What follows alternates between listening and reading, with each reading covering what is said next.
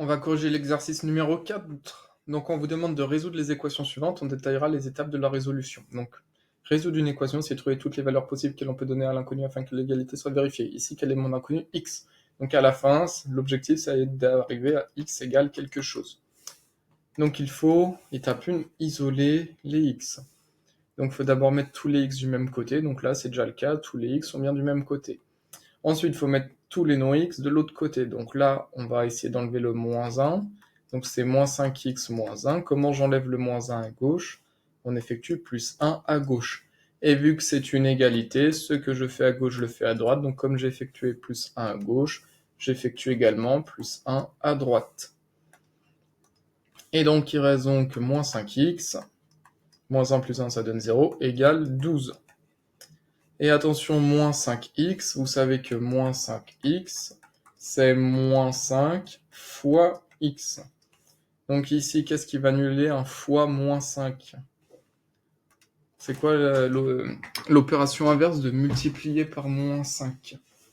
C'est de diviser par moins 5. Donc on a donc moins 5. Là, bon, je vais l'écrire. Moins 5x, c'est moins 5 fois x, égale 12.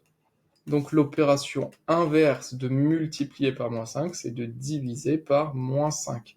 On divise par moins 5 à gauche, et ce que l'on fait à gauche, on le fait à droite vu que c'est une égalité. On divise par moins 5 à droite, et donc on obtient moins 5 fois x divisé par moins 5, les moins 5, ça s'annule, donc il reste x est égal à 12 divisé par moins 5. X vaut 12 divisé par moins 5. Est-ce que ça donne une valeur exacte? 12 divisé par moins 5. Oui, ça donne moins 2,4. Donc on trouve x égale moins 2,4. Voilà pour la correction de l'équation 1. Allez, la numéro 2. Donc l'inconnu c'est x. Donc il faut d'abord mettre tous les x du même côté. Il faut isoler les x. Donc ce que l'on va faire, c'est qu'on va effectuer 5x plus 1. Et donc pour enlever le 5x à droite, on va effectuer moins 5x à droite. Et ce que l'on fait à droite, on le fait à gauche. Donc j'ai donc 4x plus 2. Et vu que j'ai effectué moins 5x à droite, je dois effectuer moins 5x à gauche. Alors, à droite, qu'est-ce qu'il nous reste? 5x moins 5x, 0. Donc il nous reste 1. Et à gauche, on a donc 4x moins 5x. 4x moins 5x, ça donne moins 1x. Et moins 1x, on l'écrit tout simplement moins x. Donc il reste donc moins x plus 2 égale 1.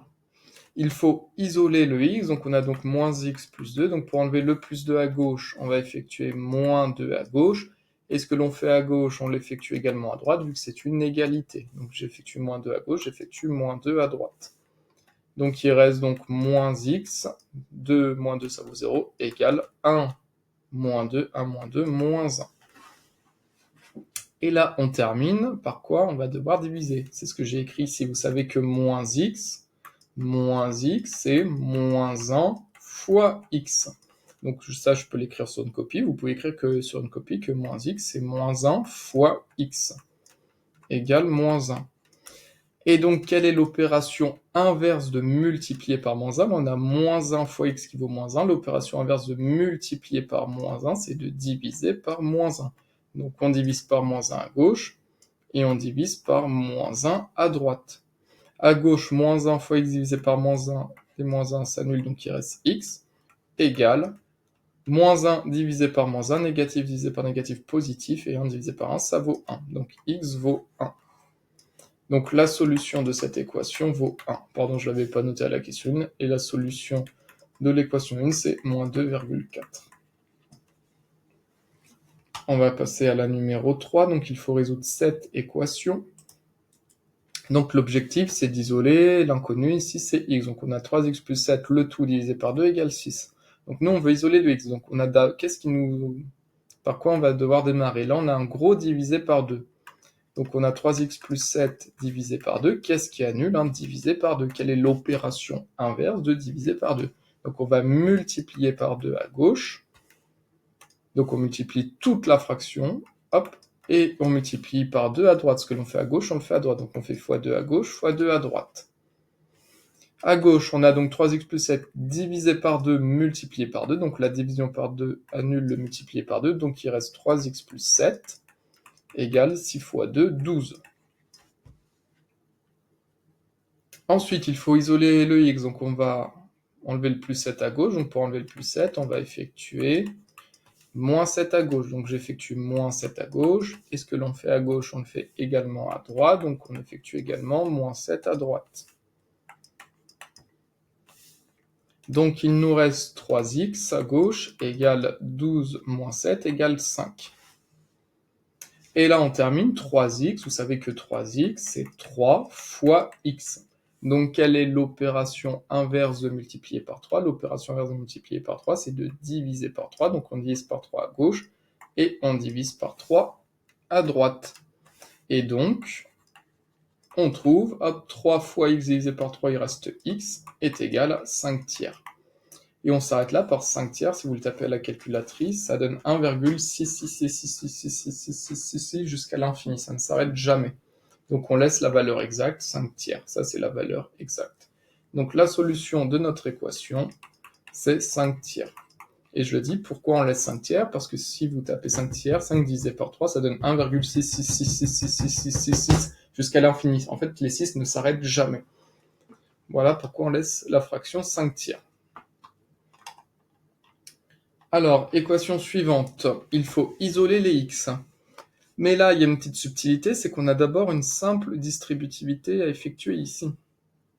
Donc on va commencer par la simple distributivité. Moins 6 fois x, ça donne donc moins 6x. Ensuite, moins 6 fois moins 5. Attention, moins 6 fois moins 5, négatif fois négatif, positif. Et 6 fois 5, 30. Donc ça donne moins 6x plus 30. On n'oublie pas la suite, hein, donc plus 10 est égal à 2x plus 1. Et donc ça donne moins 6x plus 40 égale 2x plus 1. Et voilà, ensuite on doit résoudre cette équation. Donc on va d'abord isoler les x. Donc pour isoler le x, donc à droite, on va effectuer moins 2x à droite. Et ce que l'on fait à droite, on le fait à gauche. Donc ça donne moins 6x plus 40, moins 2x. Tac, alors à gauche, qu'est-ce que l'on a? On a moins 6x, moins 2x, ce qui donne moins 8x, plus 40. Et là, on a 2x moins 2x0 et qui reste 1. Donc on a moins 8x plus 40 égale 1. Il faut isoler le x, donc on va enlever plus 40 à gauche. Pour enlever le plus 40 à gauche, on effectue moins 40 à gauche. Et ce que l'on fait à gauche, on le fait également à droite. Donc on effectue moins 40 à droite. Donc à gauche, il nous reste moins 8x. Et à droite, on a 1 moins 40, ce qui donne moins 39. Et là, moins 8x, vous pouvez écrire sur une copie que moins 8x, c'est moins 8 fois x égale moins 39. Comme ça, vous voyez bien l'opération effectuée. Moins 8 fois x, quelle est l'opération inverse de multiplier par 8? Qu'est-ce qui annule un fois moins 8? L'opération inverse de multiplier par moins 8, on divise par moins 8 à gauche, et on divise donc par moins 8 à droite. Et donc à gauche, on a le moins 8 divisé par moins 8 qui s'annule, donc il reste x égale moins 39, moins 39 divisé par moins 8. Et si on tape ça à la calculatrice, ça tombe juste. Donc moins 39 divisé par moins 8, ça donne 39 sur 8. Et ça, si vous tapez ça à la calculatrice...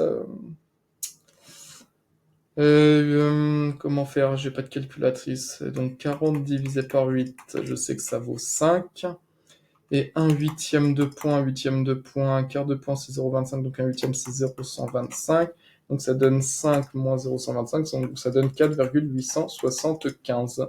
Vous avez la calculatrice, moi je ne l'avais pas. Voilà pour la correction de cet exercice.